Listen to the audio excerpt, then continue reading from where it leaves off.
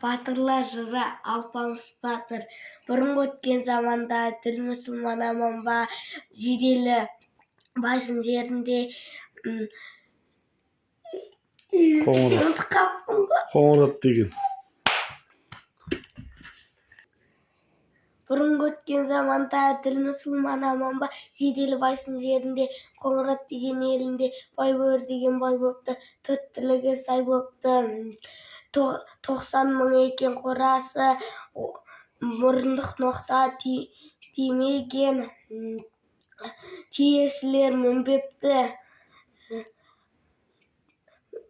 80 мың екен маясы, шұрқыраған бір жылқы,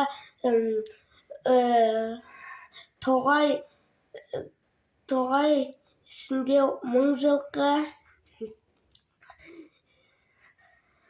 Есебі жоқ көп жылқы, жиделі байсын даласы, өзіне алса бір бөлек, тосын мен қарысы.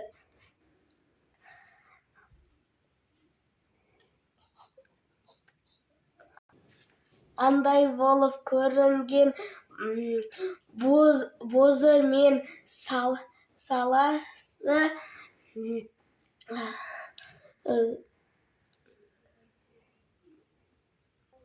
соншама бай болса да жоқ еді ердің баласы.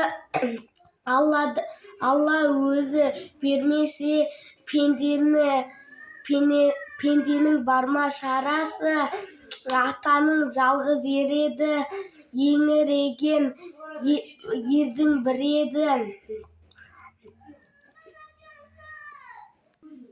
Жоқ еді іні ағасы, туысқан құлтай немере мен шөбере, екеуінің арасы. Бір баян, қысқаша баян айтып берейін, құлақ салып тыңдашы. Сол уақыттарда 80-ге толды